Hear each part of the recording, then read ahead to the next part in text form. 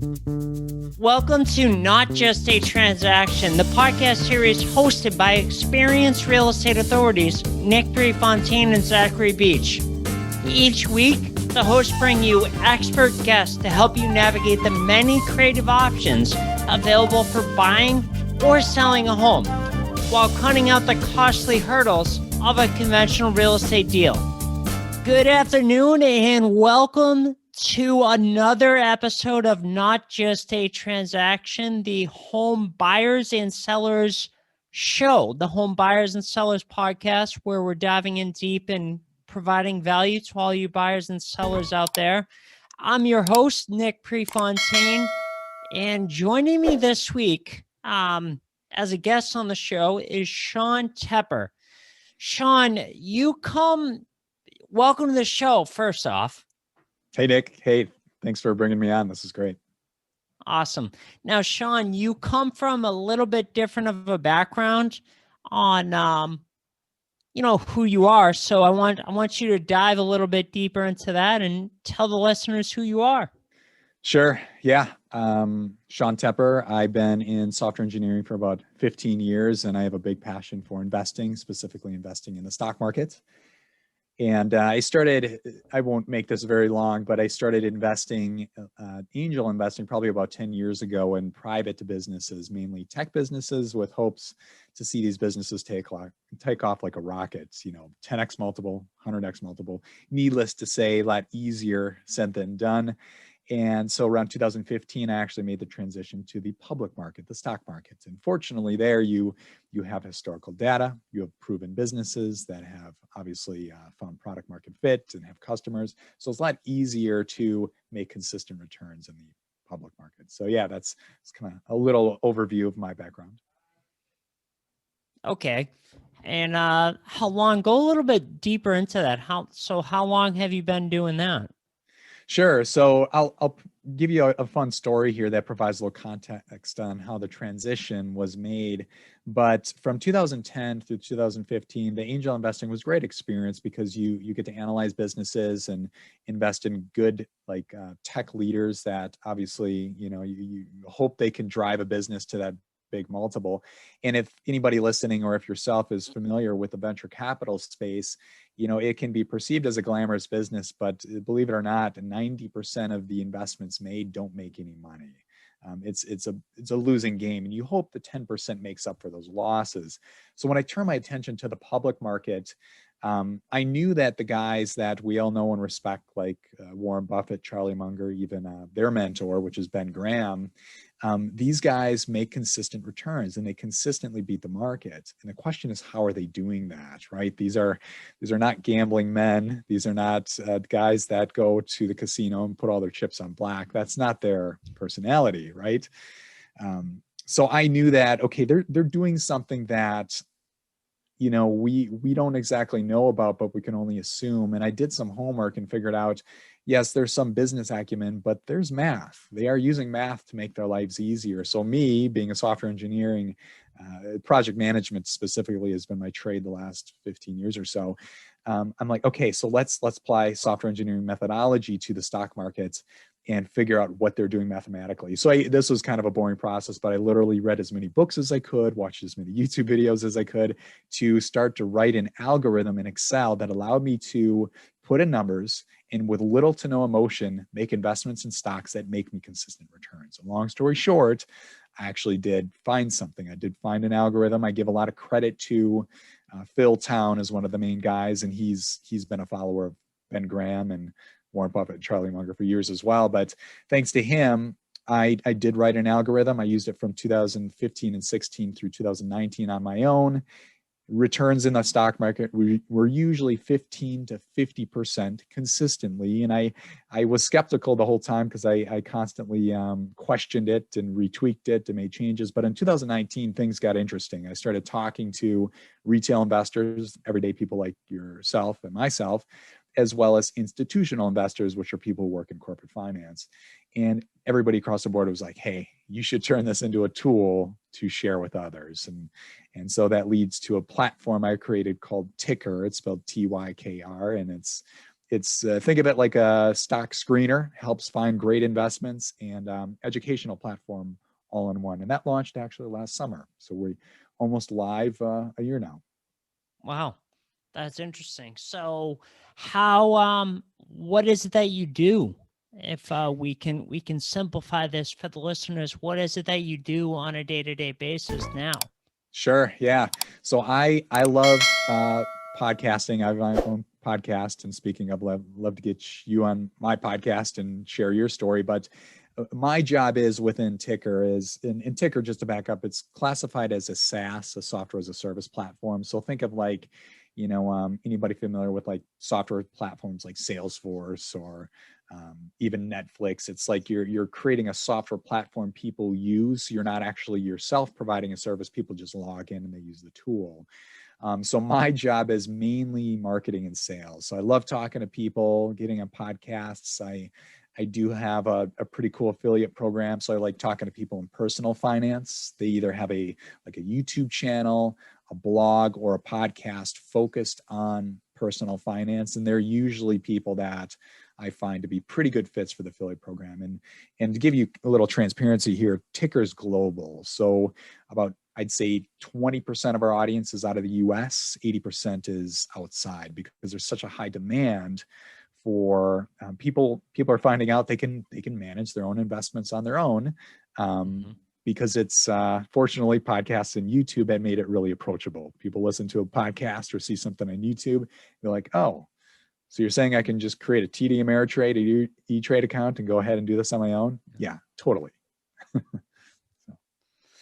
Awesome. Now, so I know this is a little out of left field a little bit, Sean, but it's just something that came to mind for me while listening to you talk. That's like, if I'm just a buyer thinking of buying, or a seller thinking of selling out there, what is like one thing that I can act on now that I'd be able to do to get involved with investing the way you're phrasing it, like within the stock market and things like that? Like, what is the one thing they could do? One thing they could do, it's probably the easiest thing to do, is because TYKR is an educational platform and it's free to join. We've got a free trial, is just get in and start reading the educational information. It's really simplified. Like, give you a little context here. When you join, you get 21 tips on how to get started. Each tip will take about a minute or two to read. They're deciphered down, so it's really simple language, layman's terms, finance. Especially people work in corporate finance, they can agree to this. There are a lot of $20 words, a lot of acronyms. We don't know what they mean, and TYKR really simplifies that. So that's literally, the education is where you want to start. How do you get started? One quick tip here. When you get started, start small. $1,000, invest in the stock market. You're probably going to buy 5 stocks, maybe less. And that's it. You want to just bring up your confidence. And as you start building returns, you can start investing more thereafter. So kind of, you want to dip your toes in the water, if you will. Well, that's awesome. And I think by having you on today and having more guests out of the little bit different than what we do every day, which is real estate, I think we're educating the public out there about more things than just real estate. There's more than just real estate out there, and we'd like to provide kind of a whole life solution to everyone out there. So Totally. That's awesome. Now, lastly, this is, as you can imagine, one of my favorite, if not the favorite questions, and that's, why do you give a shit? Why, at the end of the day, to you, is it not just a transaction? In other words, why do you care about what you're doing and helping people? Well, you could agree with this, and I think a lot of listeners could too, but in grade school, middle school, high school, we are not taught how to scale revenue residually. We are not taught to make money work for us. We are taught in a system that makes us work for money. We are slaves to the dollar. And I absolutely despise that. From a young age, we should be taught how to leverage money to work for us. So, and what that has resulted in, this is a statistic that may stick with a lot of people is, and this is just in the US, but 70% of Americans have $1,000 total in savings and retire and investments or less. 70%, $1,000 or less.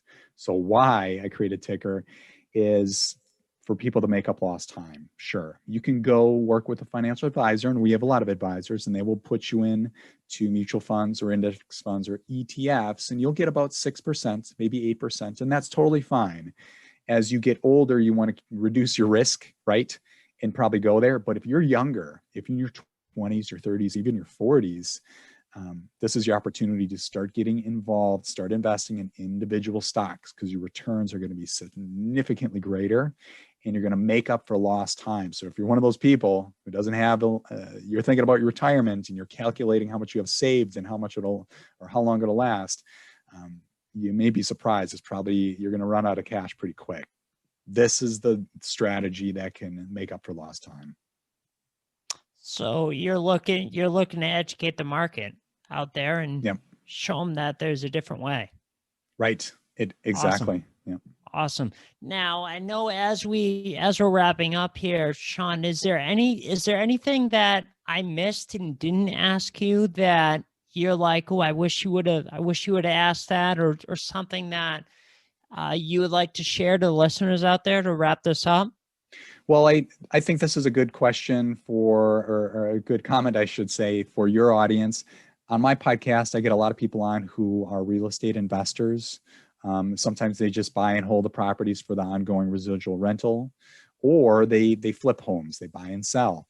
And I love both strategies because I look at real estate as a great tool for cash flow, whereas a stock market is a complementary solution to just compounding wealth. You keep your money in your investment brokerage, which is like here in the States, TD Ameritrade, E-Trade, and Robinhood are the big three. Keep your money there, but compound it. Because if you've got real estate working in one bucket and your stock portfolio building in the other, you're going to build your wealth pretty quick over time. You go 5 years, 10 years, things are going to look really impressive. I just have to say, real estate people, they tend to do well if they are using both to their advantage.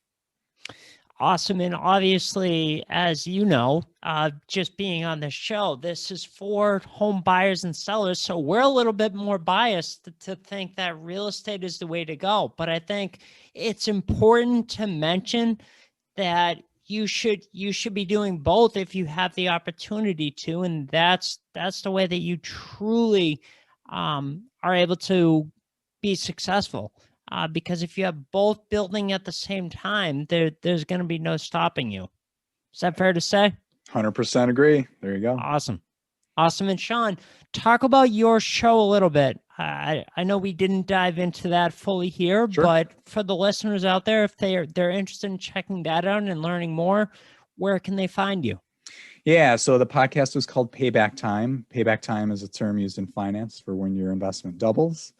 But it's also a term I like to use when you're going to get yours. You put in the work, now when you're getting the returns. And what I do is I like to interview people who, I like to hear their journey. Like, let's walk through the pains, the struggles, so we can share that with our listeners and how they build businesses, how they build a portfolio of real estate, how they invest in the stock market. I will say I've got a lot of people who have been on that are real estate. A lot of people have built service-based businesses, some product-based businesses. All the variety, but it's really cool to hear stories on how people build businesses and build wealth, especially residual cash flow. I'm all about. Big fan. Awesome. What? I don't really know who wouldn't be a big fan of that. Well, it goes back to, there's a lot of people working out there and they don't have second streams of income that are residual. And it goes right down to the fundamentals. We're not taught that in school. It's a crying shame. You probably look back, I look back too. If I would have been taught these things in like middle school, by the time in high school, I would have been like planting seeds, building relationships, thinking about what kind of foundation I would have. But it's just the way our society is. So Yeah, that's if you guys didn't catch that, you listeners out there didn't catch it. I paused and it took a little bit. I was thinking, well, I don't know who wouldn't be in favor of residual income. Yeah, Right. one of the things growing up, I was actually fortunate when I was in high school. I had an economics teacher who always talked about his portfolio and his stocks and what he Nice. was getting paid, dividends and everything like that. And he's like, I didn't do anything for that other than, collect it because I had that particular stock at the Right. time. So Right. I guess I was exposed a little bit at that time in my life too, which very fortunate for. But yeah, I think you've definitely provided a lot of value for the listeners today. So I want to thank you for coming on. Not just a transaction. And if you're a home buyer or seller out there that's just kind of interested in dipping your toe in the water and learning a little bit more about how you can buy a home with us or how we can potentially buy your home, head on over to our website. That's PRE, property with a Y, solutions with an S.com, prepropertysolutions.com. Fill out a contact form there and we'll definitely get in touch with you as soon as possible. Sean, thanks again for coming, and I hope the listeners enjoyed it as much as I did. This was great, Nick. Thank you. Thanks for listening to another episode of Not Just a Transaction. If you want to learn more on selling a home, buying a home, or resources to learn more, head on over to our website at originalre.com.